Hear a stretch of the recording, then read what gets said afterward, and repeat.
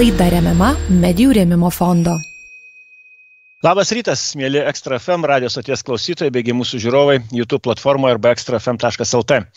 Tradiciškai žurnalistų namai ir aš Dainius Radzevičius, su jumis bandysime pasiklausyti mūsų pašnekovo, kuris kiekvieną kartą vis kitas. Pasiklausyti tą temą, kurią šiandieną pasirinkom labai paprastą, kaip atrodo teisingumo vykdymo ir teisinio iš vis bendradarbiavimo bei teisės aktų kūrimo tema viešo erdvėje, kitaip tariant, ar kam nors iš tikrųjų rūpi įstatymai, teisė, ar tai rūpi tik tai tada, kai naudinga kam nors labai jo paties situacijoje. Ir dėl to pasikvietėm Mindaugą Kukaitį, Lietuvos advokatų tarybos pirmininkas. Sveiki gyvi, mielas Mindaugai. Sveiki gyvi, labas rytas. Ir mielas Mindaugai, aš pradėti norėjau nuo temos, kuri iš tikrųjų aktuali vienu labai siauru klausimu. Teisingumas net ne plačiaja prasme, o teisingumas baudžiamoji teisė. Ten, kur mes dažnai sakom, jog visuomenės paribių žmonės, kuriems yra daugybė pribojimų beje įvairiose institucijose, organizacijose, profesijose, bet štai į Seimą 2024 metais berods apie 63, kiek aš pamenu, buvo teisti asmenys veržėsi, kai kurie net turėjo 11 teistumų, čia konkrečiai Aurimas Drižius, laisvo laikraščio leidėjas, nežinau, kitas laikraštis laisvas, bet net leidėjas tokios, sunkiai pavadinsim žiniasklaidą, leidėjas tokio leidinio, reiškia, su 11 teistumų brovėsi į Seimą, 3 politikai berods pateko teisti, partija viena iš jų irgi, bet mano klausimas dar susijęs ir su kitais rinkimais. Jungtinės valstijos, ponas Trumpas taip pat turi teistumą. Ir aš, mielas Mindaugai, negalėjau nepradėti nuo šitos temos. Buvo laikai turbūt, kai galvojama buvo, jog būtent nusikaltimo padarimas yra tas dalykas, kuris, mažų mažiausiai pakenkia žmogaus ir įvaizdžiui, ir reputacijai, ir ko, bet lyderystės politikoje tokie žmonės neturėtų prisimti. Šiandieną, ir aš noriu paklausti, šiandieną kaip? Ponas Trumpas turi teistumą, Remigijus Žemaitaitis turi, ponas Paluckas irgi turi, čia dar galim kažkiek vardinti. Ir aš ne apie asmenybės noriu pašnekėti, bet apie principą. Kaip jūs, kaip advokatai, teisininkai, žiūrite į šitą temą problemą? Ar čia reiškia mūsų visuomenės tampa tokios tolerantiškos ir atlaidžios klaidoms, ar net nusikaltimams? Ar čia yra visai kiti dalykai, kurie nesusiję tiesiogiai su pačiu nusikaltimu, bet susiję su kažkokiais kitais, matyt, mūsų kriterijais, vertinimais, nežinau, vertybėmis? Labai gerą temą palėtėt. Jeigu galima iš ryto pajokauti, o po to pakalbėti rimtai, tai galėčiau pasakyti jokaudamas be abejo, kad tarsi susidaro įspūdis, kad teistumas tai tarsi kaip, galbūt dar 3 universiteto diplomas, kai jį turi, gali didžiuotis. Tai tarsi kaip tatuiruotė, kuri atrodo galbūt netgi patraukliai. Bet kaip teisininkas aš tik tai pajuokavau, nes man tai kaip teisininkui tai atrodo tragedija. Galbūt kodėl? Todėl, kad mes suprantam kaip teisininkai, kad jau baudžiamoji atsakomybė tai yra ekstraordinali tada, kada nebetinka jokios kitos atsakomybės.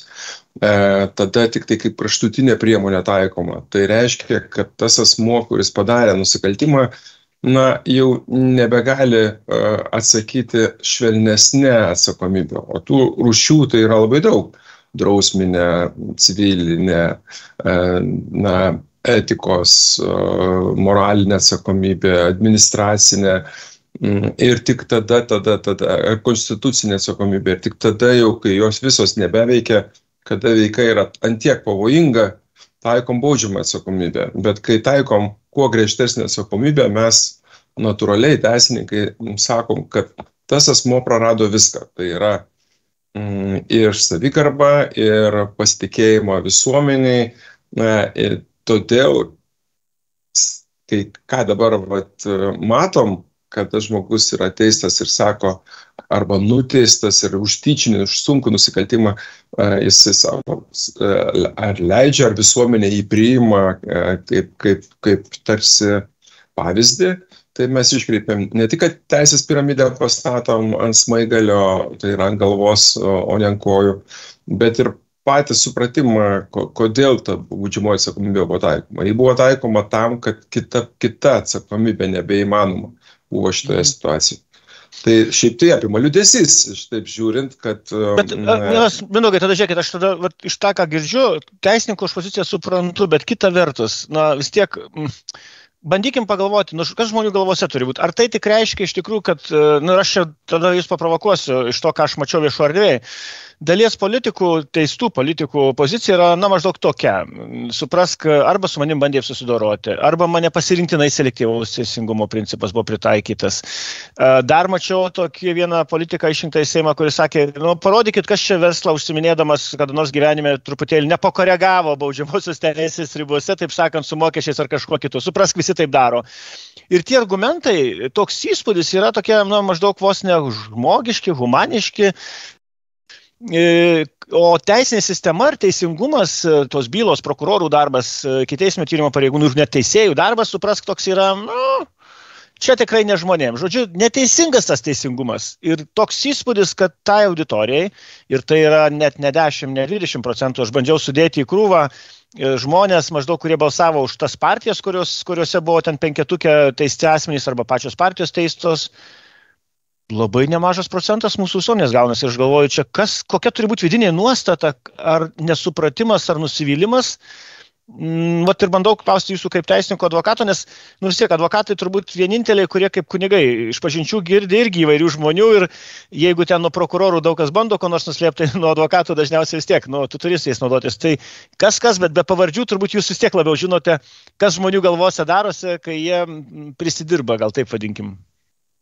Tai būtent advokatai ir neturi tikslo išteisinti, jeigu žmogus yra padaręs nusikaltimą, bet argumentuoti, pagrįsti, paaiškinti, kodėl taip įvyko tą akimirką, kodėl buvo peržengta riba, tai kad bausmė atitiktų tą turinį padarytą veiką. Tai būtent ir yra bausmės klausimų rėmuose jis ir atsako. Bet kai mes kalbam apie politikus, kurie atstovauja kitus, mes turim labai pakeisti kartelę. Prasme, čia yra asmeninė atsakomybė už konkretų nusikaltimą, o čia yra žmogus, kuris, administruos, vadovaus, spręs už mus pačius. Tai kas yra politikas? Politikas yra išrinktų žmonių balsas. Tai reiškia, jeigu jis leido savo daryti nusikaltimus, už juos atsakė, bet po to jis ateina su tokiu požiūriu į valdymą, reiškia, bus toleruojami visi kiti pažeidimai arba bent jau ieškoma pateisinimų. Nes aš taip dariau, tai galbūt ir kiti taip darė. Tai aš manau, kad mes privalom pasakyti ne ir pasakyti, kad mes norim, kad mūsų atstovautų nesusitebę žmonės. Pažiūrėkit, sakykime, čekiukų skandalas. Taigi juk ten sumos tai yra tiek smulkios, mažos, bet jos parodo žmogaus asmenybę, kad jam nusispjauti arba nesvarbu, kad įsidėti 2 čekius, o įsipilti arba nei vieno bako, arba bent jau vieną baką, o pateikti 4 čekius, ar ten nusipirkti televizorių savo, o pateikti savivaldybei, kad apmokėtų už jį ir kompensuotų. Tai rodo smulkmeniškai nusikalstamus veiksmus, tai reiškia, jis taip žiūri ir į savaldymą. Tai galbūt atėjo laikas ir pasakyti, kad mes to nenorim, nes atstovavimui kartelė turi būti daug aukštesnė reputacinė prasme. Bet pasirodo, kad dabar yra madinga. To aš pradžioje pajuokavau, kad tarsi dar vienas diplomas ar tatuiruotė, kurie išskiria, kad aš visko matęs.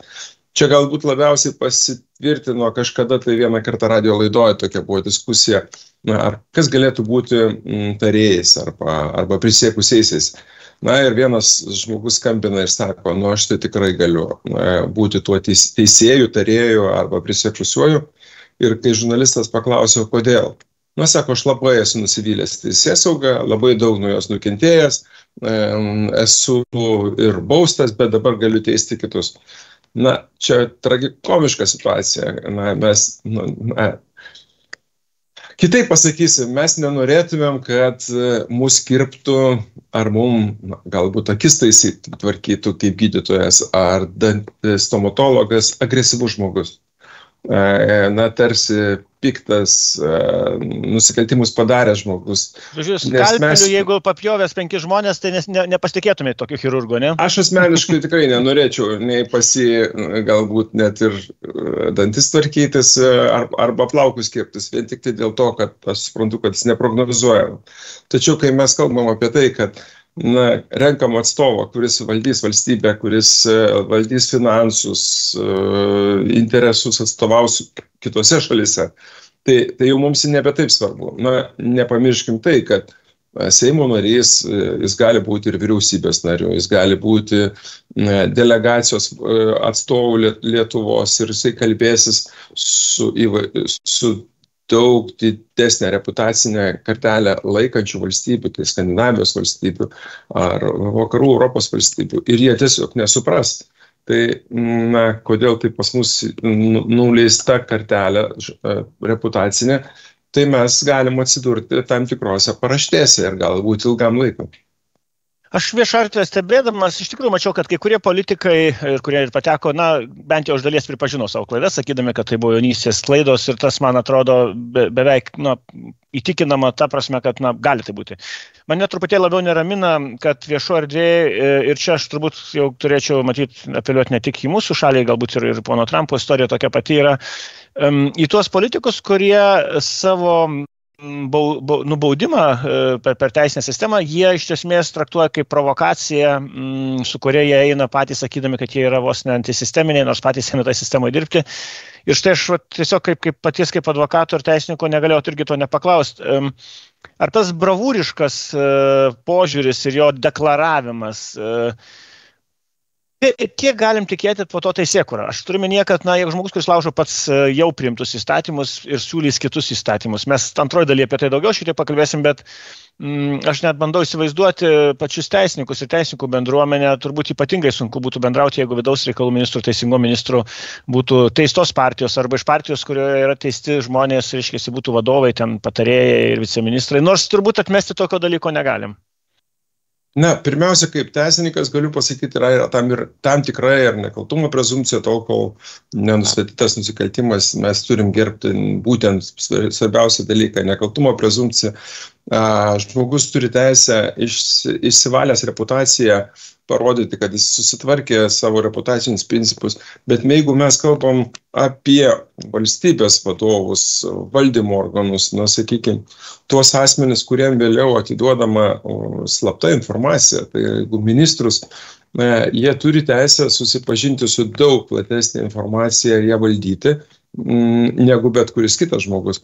Tai jau jam turėtų būti taikomi ypatingai aukšti reikalavimai. Tarkim, teisėjas, kuris teisė, jis nors vieną kartą įvykdęs nusikalstamą veiką, jis daugiau niekada gyvenime negali grįžti ir tapti vėl teisėju antrą kartą. Tai šiuo atveju tas pats turėtų taikoma būti ir tiem valstybės vadovams, kurie priima sprendimus, nuo kurių likimų priklauso kito žmogaus likimas. Tai čia yra pavojinga, nes netgi ir pačioms tarnyboms, kurios iš tikrųjų surinkus informaciją mato, ką žmogus darė ir kiek jisai darė, paskui tam pačiam žmogui reikia atiduoti informaciją apie kitus. Tai čia tiesiog nesuderinam. Apie tai iš tikrųjų, kas dar nesuderinama, kalbėsime šiek tiek vėliau, bet aš prieš trumpai per tokia įsiskirdamas norėčiau tiesiog irgi peno pamastymai gerbiamam Mindaugo ir mūsų klausytojam apie tai. Įdomu, kokia teisėkūra mūsų lauks, nes pastarieji metai ir čia ne tik COVID laikotarpis ir karo laikotarpis leido mums dažnai ir politikams kalbėti, kad reikia kažką skubiai priminėti tokių įstatymų, kitokių įstatymų, bet viena iš didžiausių problemų, kad priminėjant įstatymus skubos tvarka arba ypatingos skubos tvarka, nėra įvertinamos visos pasiekmės. Praktika rodo mūsų bent jau dabar, kad labai dažnai pridaroma klaidų, bet apie tai, kokios didžiausios klaidos ir ką mes prarandame viešai neišdiskutavę įstatymų, apie tai kalbėsime su Mindaugu Kukaičiu iškart po trumpos pertraukėlės.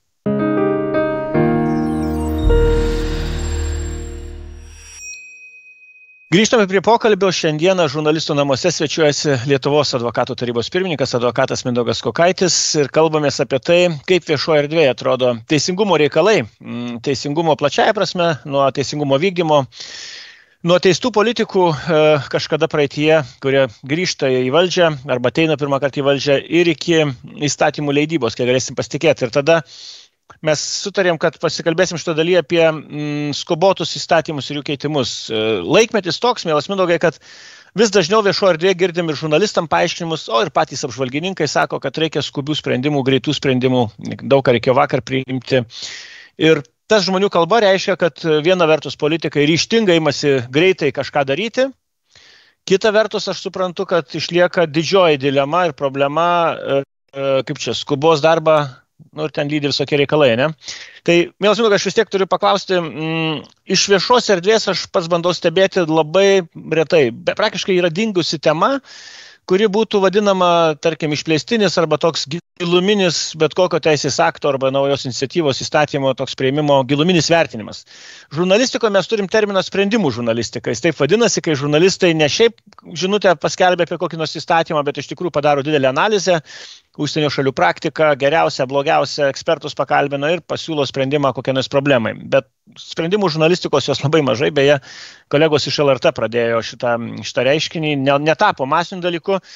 Bet teisininkų bendruomenė, aš kiek suprantu, lūkestis visada buvo, kad keičiant bet kokį įstatymą, o ypač rimtesnius įstatymus, kas tai būtų mokesčiai ar kažkas, juk turi būti kažkoks išplėstinis vertinimas, be kurio neturėtų būti taip tiesiog sukilnojamos rankutės.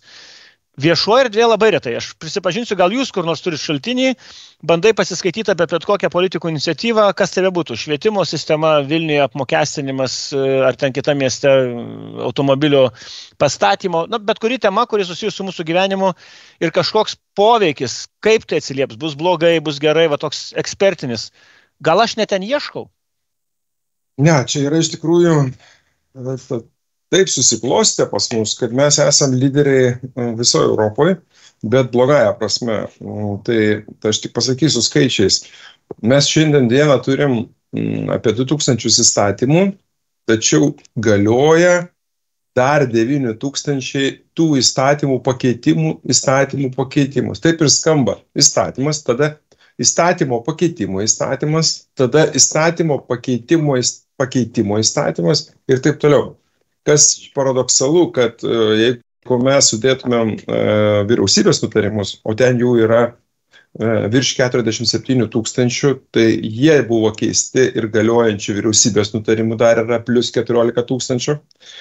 Jeigu pridėtumėm įsakymus, o ten jau yra 55 000, prie jų reikėtų pridėti 56 000 įsakymų pakeitimų. Tai nepasakysiu kur, bet skaičiau, kad čia GPT procesas stringa, kada jis analizuoja Lietuvos įstatymus vien dėl to, kad jis nesuveda, kuris iš tikrųjų ką keičia ir kaip jį traktuoti. Tai mes turim tiesiog suprasti, kurioje mes vietoje esam. Vokietija per metus pakeičia 110-115 įstatymų, Lenkija 190, Latvija 200 teisės aktų. Apie Prancūziją tai nekalbėsiu, nes ten tik 40 su trupučiu. Tai didžioji daly Europos skubos tvarka priimami įstatymai 5% visų įstatymų, 10. Tai aš pasakysiu, Lietuva skubos tvarka priima 50% įstatymų. Kas antras įstatymas skubos tvarka Lietuvoje? Taip, ir per metus priima 700 teisės aktų, tai yra 700 įstatymų. Pokyčių pakeitimų, įstatymo pakeitimų. Tai mes nepadarom, aš suprantu, kad tai 91 metais tai buvo svarbu, kai jos reikėjo pakeisti iš tarybinių į Lietuvos teisės aktus. Suprantu, kad teisės aktus reikėjo priderinti prie ES.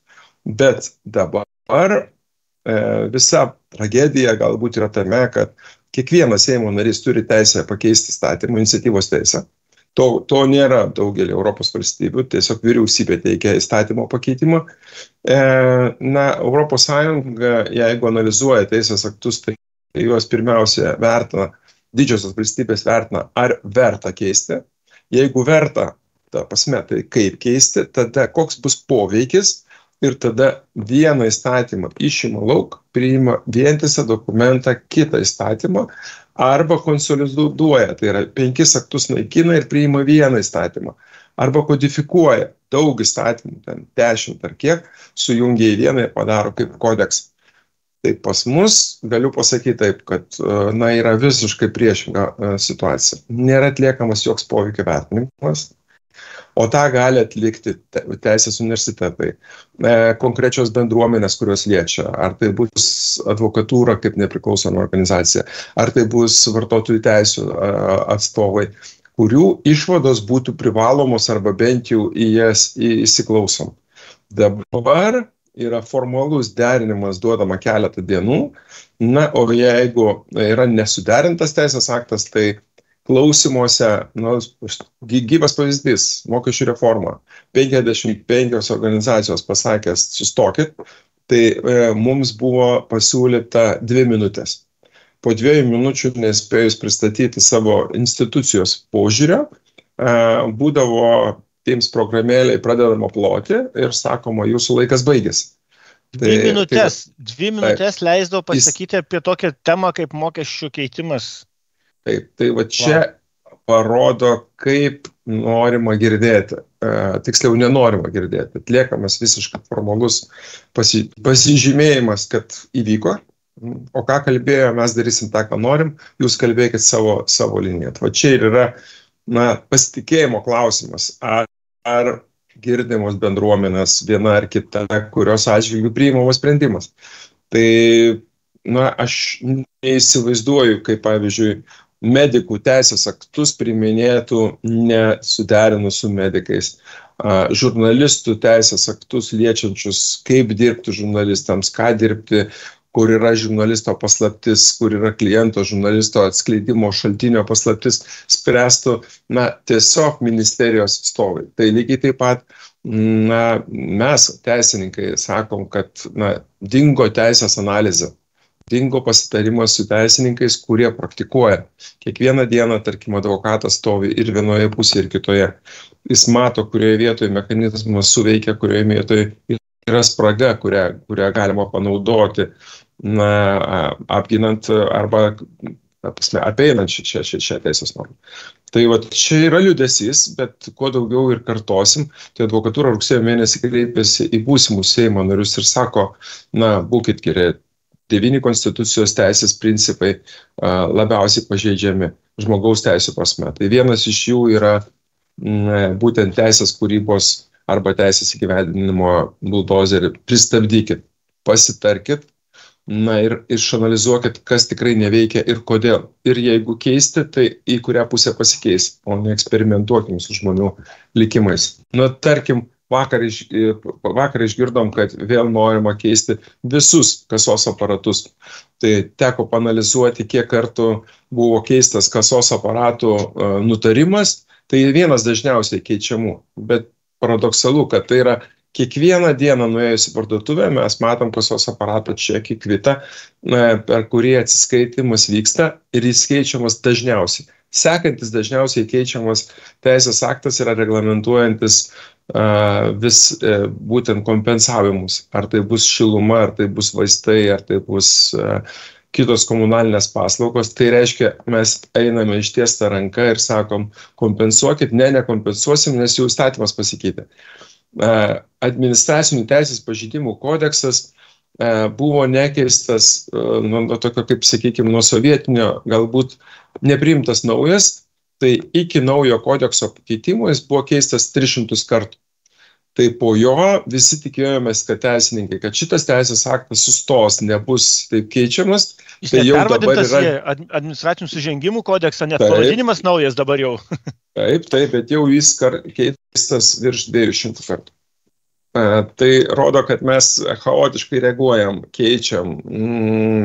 Griežtinam, madinga, griežtinam atsakomybę nuolatos. Be abejo. Vienas Mindaugai, tada aš norėjau pakomentuoti, paprašyti vieną dalį, kuri man atrodo ypatingai svarbi. Žurnalistų darbas, beje, irgi labai panašus. Mes stengiamės ir dažniausiai ieškom silpnų vietų ir problemų, dėl to dažnai žurnalistus kaltina, kad jie mato tik blogus dalykus, ne tiek dažnai gerus. Na, bet ne žurnalistų darbas matyti tik gerus darbus ir apie juos, taip sakant, nuo ryto iki vakaro ditirambus giedot. Man pačiam nekartą teko matyti dokumentus, kai Seime registruojami projektai ir dalyvaujant komitetuose, tokia frazė, kuri net ne frazė, žodį, reiškia, beveik galėčiau sakyti vieną. Aš vis žiūriu, jeigu matau, kad žmonės nepatenkinti kažkokios visuomenės grupės teisės aktų, ar iš tikrųjų yra detaliai išanalizuota, koks gali būti neteigiamas, bet neigiamas poveikis, nes politikai labai mėgsta akcentuoti, dėl ko jie čia priminėja, kaip čia greitai, gerai kažką padarys, bet visą laiką norisi pažiūrėti, ar nors truputėlį pabandė kritiškų žvilgsnių pasižiūrėti. SWOT analizė tokia vadinamoji galėtų būti bent pritaikyta, bet iš esmės randu tokią frazę, kad neigiamo poveikio nenumato. Ir aš kaip pamatau, galvoju, kaip gerai, koks geras įstatymas reiškia parengtas. Neigiamo, nenumatoma, jokio. Suprask, bus tik gerai. Ir tada galvoji, arba iš tikrųjų gerai dirba, arba meluoja į akis, arba tingi daryti, arba... Ir aš taip galvoju, gal gerai, kad visi žmonės neskaitų ten tų projektų Seimo duomenų bazėje, nes turbūt jeigu specialistai paskaitytų, tai galėtų kiekvieną kartą, turbūt minimum pasakyti, kad brangieji, ar jūs visai nuprotėjote, kaip gali būti, kad nebus iš vis jokių neigiamų poveikių. Tai vis tiek, ar pinigų kainuos, ar dar kažkas bus. Jūs į šią frazę kaip žiūrite? Neigiamas poveikis nenumatomas. Gal ateis laikas, kai įsipildys tokia prognozė, kad tas, kas pateikė teisės aktą ir parašė, kad neigiamas poveikis nenumatytas, o jis įvyks, galbūt atsiras regreso reikalavimas žalos atlyginimui. Va tada galbūt mes kitaip pažiūrėsim. Nes šiaip jokio poveikio vertinimo niekas netlieka. Nei vienas teisės aktas netliekamas taip, kaip turėtų būti atliktas. Tai reiškia analizė, prognozavimas. Koks bus poveikis? Jeigu teigiamas, tai koks? Koks tikslas pakeisti, kokios priemonės ir kiek tai kainuos. Kaštų, naudos analizė, ekonominė nauda arba žala. Paimkim bet ką, ar mes kalbėsim apie kelių siaurinimus Vilniaus mieste. Taip. Ar tai tik teigiamas poveikis bus? Visi sės ant dviračių ir mašinom nevažinės. Ne, mūsų Vilnius yra taip pastatytas arba pritaikytas, kad mes negalim pasiekti savo tikslą per 20 minučių. Tai paprastai Europos miestai taip statomi, kad tuos pagrindinius tikslus, tai yra maistas, darbas, mokykla, darželis, pasiektumėme per 20 minučių. Tai bet koks atliekamas siaurinimas arba ten medelių sodinimas, jis turėtų būti įvertintas, ar po to galų gale nereikės pavasarį vėl jos iškasti, nes pas mus labai daug druskos pilama ir jis tiesiog tas medelis neišgyvens, o tai yra lėšos mūsų visų gyventojų. O siaurinimas jisai arba apmokestinimas turi labai konkrečius tikslus atbaidyti, bet ne tam mes siaurinam ir atbaidom, kad išliptumėm iš automobilių, jeigu nėra infrastruktūros. Tai gal pirmiausia turėtų būti padaroma infrastruktūra, o po to kažkas atliekama. Tai mes paimkim visus kitus reguliavimus. Valstybė bando įsikišti ir reguliuoti kuo daugiau gyvenimiškų situacijų. Jau buvo žurnalistai labai puikiai pagavo, kai jau buvo svarstoma apie sutikimus šeimoje. Kaip juokavome, kad reikės sutikimo bet kokiam veiksmui vienas iš kito raštų gauti. Kada kalba buvo apie sutuoktinių santykius, tai bandoma reguliuoti tai, kas tiesiog negali būti reguliuojama. Įstatymas tai yra, paprastai pasakysiu taip, elgesio taisyklės, kurios tinka daugeliu. Tai kada daugeliui netinka, tada atsiranda atsakomybė ir, kaip ir minėjau, civilinė, administracinė, etikos ar netgi baudžiamoji. Jeigu daugeliui tinka, tai reiškia, mes elgiamės pagal tas taisyklės. Tai jeigu daugeliui tinka, tai nebūtina reglamentuoti visko. Tai šitoj. Kitaip tariant, tai tas reguliavimas, jeigu viskas ir taip gerai, tai kam čia jau reikia, bet apie tai iš tikrųjų kokios sritys šiandieną labiausiai nukenčia dėl perteklinio reguliavimo arba priešingai. Ką mes pamirštame, apie tai iš karto po labai trumpos pertraukėlės.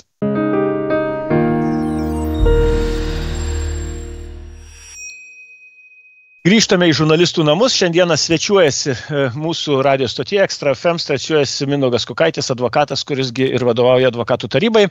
Ir kalbamės apie tai, kaip viešoje erdvėje atrodo teisėsaugos, teisėtvarkos, teisės reikalai ir įstatymų kūrimas. Ypatingai svarbi tema.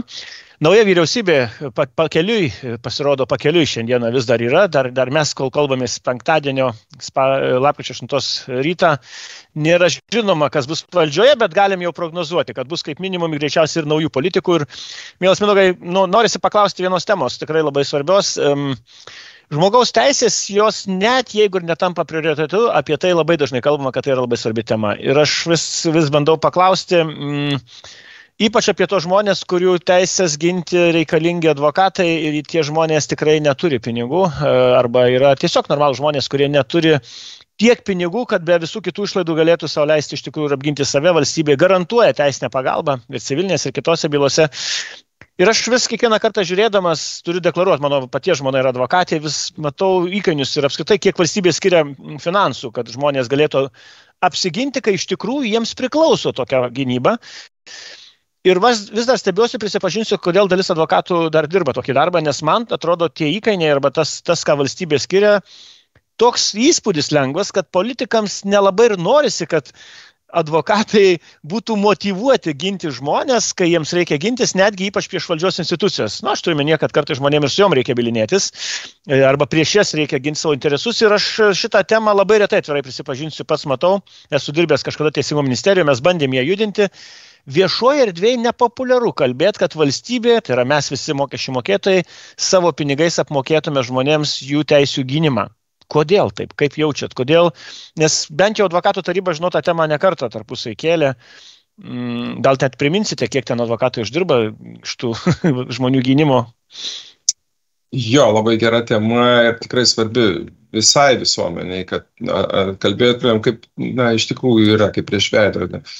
Labai gaila, kad jau keliolika šimtų metų galiojantis principas, valdžių padalinimo principas, kažkaip politikams tampa neaktualus. O ką jis reiškia? Reiškia, kad stabdžio atsvarų sistema, tai reiškia įstatymo leidyba ir įstatymo vykdytojai, tai yra Seimas, vyriausybė ir teismas, turi būti lygiavertus.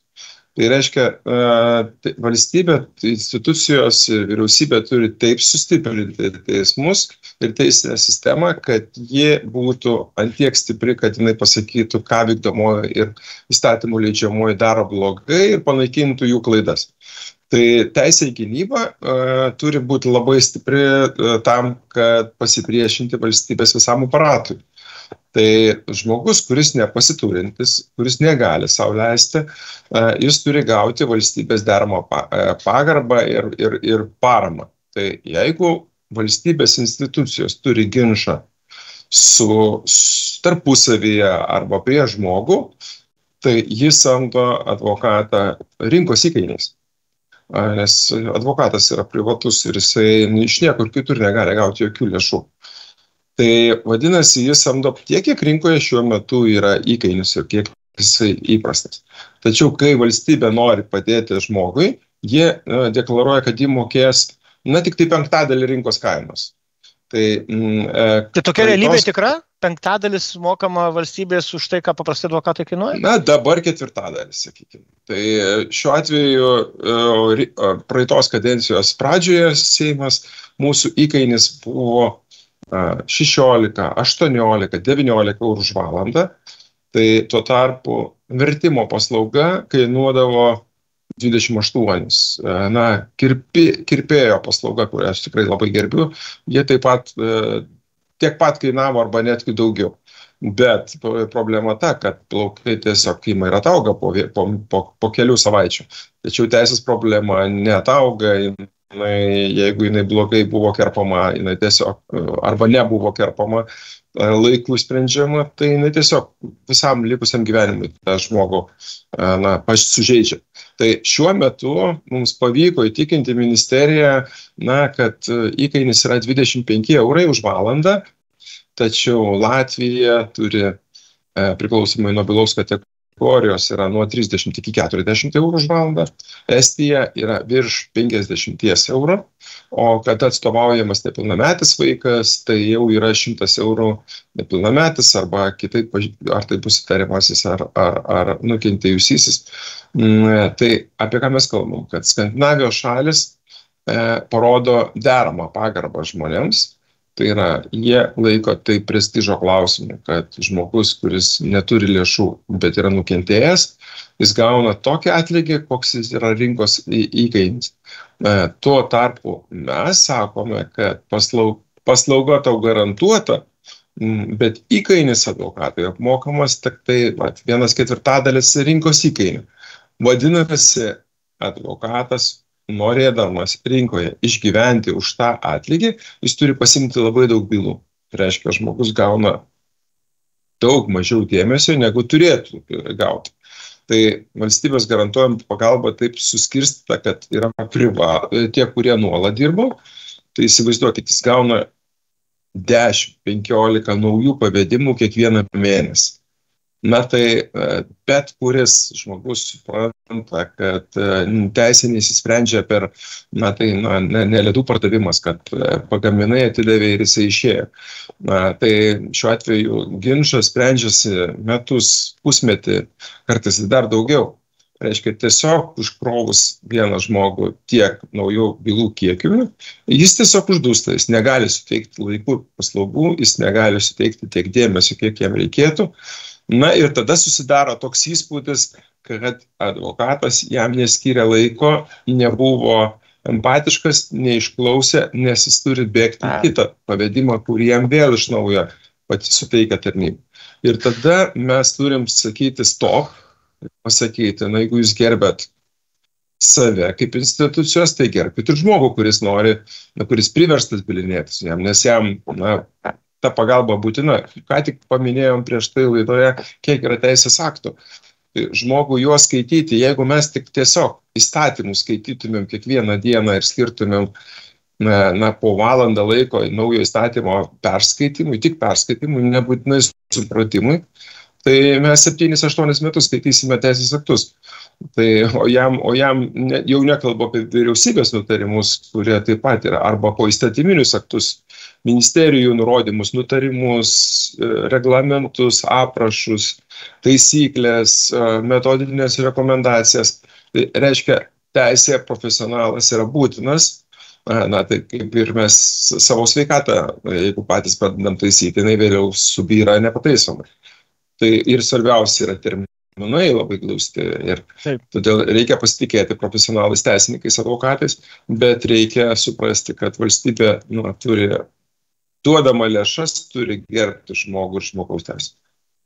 Žinot, mes laidos pradžioje pradėjom, kas čia nutiko, kad viešoje erdvėje teistas politikas arba kandidatas į politikus, į Seimo narius nėra visai joks užžibinis reikalas. Ir man toks įspūdis, nežinau, aš galbūt paprovokuosiu patį, kai iš tikrųjų teisinė sistema darosi tokia, jog politikai priiminėja įstatymus labai dažnu atveju dėja, bet skubos tvarka, neįvertina neigiamų pasekmių, viena vertus.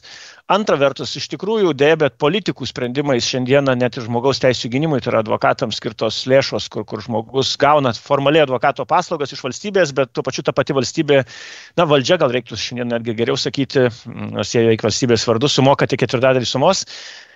Man toks įspūdis, kad dalis nepatenkintų nelaimingų žmonių, matydami, kad tai yra pernelyg sudėtinga teisiniam priemonėms spręsti savo problemas, perkelia į naujus gelbėtojus, į politikus, kurie žada greitus, paprastus sprendimus, čia ir dabar vėl pakeisti kažką. Ir taip atsiranda tos gelbėtojų partijos politinės jėgos, ir čia galim prisiminti nuo Drąsos kelio. Visa epopėja buvo paremta viena byla, viena istorija, sakant, bylų ten buvo daug daugiau, bet vadinkim vienos šeimos tragediją, gal taip. Ir, nežinau, bet galbūt jūs į tai gal kitaip žiūrite. Man toks įspūdis, kad teisinė sistema ir teisiniai būdai, civilizuoti būdai spręsti problemas visuomenėje persikelia į politinės kovas ir politinius procesus, kurie dėja, bet man atrodo dažnu atveju tik tai dar daugiau visko privelia. Ir teisė versus naujoji politika. Toks įspūdis, kad dažnai ir taip atsitinka. Čia ir yra visa tragedija, kad mes pradedam gyventi tą tiktokų pasaulį. Tai yra čia dabar įsprendžiau, pasakiau ir atrodo viskas įsisprendė, tuo tarpu visuomenė seniai naudoja kaip futbolo terminais peržiūros sistemą. Tai yra, jis atsimena, kas buvo blogai, kurioje vietoje, atsuka juostelę, pergalvoja ir nusivilia. Nusivilia, kad tas politikas arba ta politinė sistema tokia, tarsi voverės rate kažkur bėgo, nubėgo, ček padarė, pasakė, ką galvojo ir tarsi be pasiekmių, o visuomenė supranta, kad, taip, problemos nesprendžiamas. Mes turim turėti ilgalaikę strategiją, turim turėti labai aiškiai kryptį. Jeigu reikia gynybai stiprinti, tai mes visi turim koncentruotis į gynybą ir atidėti tam tikrus dalykus. Jeigu mes matome problemą jaunoji kartoji, tai mes turim susivienyti ir žiūrėti į švietimo sistemą ir tobulinimą, o ne chaotiškai kažką padaryti. Tai va teisėje būtent, aišku, žurnalistai daro labai gerus darbus, pamato klaidas, išviešina, tačiau svarbu, kad netaptumėm tokiais populistais, kurie, kratas padarom parodomasias tam, kad parodytumėm, kokie pareigūnai yra stiprus, rodome farų laidas, parodome, paniekinam žmogų, pas kurį ateinam netikėtai, jį išgazdinam. Realybė yra kitokia, kai išjungiam kameras, parodom, kad visuomenė pradeda nepasitikėti. Ir tada atsiranda tie vadinamieji gelbėtojai, kurie pasako, kad aš dabar irgi lygiai taip pat padarysiu to, ko jūs trokštate. Aš teisingai paties supratau gal užuominą, bet aš pabandysiu būti to velnio advokatu, ne velnio gal advokatu, vis dėlto šiuo atveju kaltintojų. Nebenodėmės mūsų vieša erdvė, žiniasklaida laidos pagalbos ir farų laidos, kuriuose, aš hipotetiškai pasakysiu, kur teisiniam priemonėm arba teisėsauginiam priemonėm bando spręsti žmonių problemas, iš esmės mes sukuriam labai neteisingą įspūdį, nes daugeliu tų žmonių reikia socialinių paslaugų. Reikia švietimo, reikia priežiūros, nežinau, psichologinės pagalbos, bet tikrai ne policijos. Tuo tarpu rodami viešo erdvė mes parodom, kad gali atvažiuoti policininkai rasti kokį nors kvailiojančius, prisigėrusius alkoholio, besimušančius ar dar kažką, kas iš esmės yra tik tai nubaudimas arba teisinės atsakomybės pritaikymas, bet ne problemų sprendimas. Panašu turbūt, kad ir teisėtvarkoje mes panašiai dažnai artėjam link tų greitų sprendimų, kurie neturi nieko bendro su priežasčių naikinimu. Anksčiau, viduramžiais ir dar anksčiau buvo toks vadinamas linčo teismas, tai yra vietoje. Tai jis parodė, kad visuomenė vystėsi į kitą pusę, taip negalima daryti. Tai va dabar mes vėl grįžtam atgal prie to paties rato pradžios, kad atbėgiam su kameromis, iš karto parodom, kratas padarom ir tarsi viskas jau aišku. Tuo tarpu daug yra kitų priežasčių, todėl stabtelkime.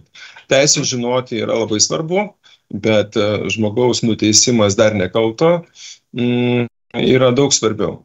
Tai mes sugriaunam likimus, o paskui tada tas žmogus pasijutęs bejėgis, jisai radikalėja ir panaudoja. Aš tikrai labai nenorėčiau, kad kada nors pasikartotų Lietuvoje Breiviko situacijos ir visa kita, ir kad ta neapykanta, kuri taip tarsi leidžiama ir niekinimas, pažeminimas, atmetimo kultūra pradėtų dominuoti ar mokyklose, ar visuomeniai, ar viešoje erdvėje. Todėl reikia visiems augti kartu, matyti teigiamus ir neigiamus to viešo greito paskelbimo. Tai manyčiau, kad daugiau tai yra neigiamas rezultatas, jeigu mes nesustojam, nepanalizuojam, nepasidarom išvadų ir nepriimam. Tiesiog skubėkime, bet lėtai. Eikime į priekį, ne atgal. Ačiū Mindaugui Kukaičiui. Šiandieną tiek žurnalistų namuose. Skubėkime, bet lėtai. Artėja savaitgalis. Ačiū Justui Jurkevičiui, kuris užtikrino ryšį. Medijų rėmimo fondui už paramą. O Mindaugo Kukaičio ir advokatams už tai, kad keliate nepatogias temas tokiu populiariu būdu. Ačiū Jums, mieli klausytojai, žiūrovai. Iki kito susitikimo. Laida remiama Medijų rėmimo fondo.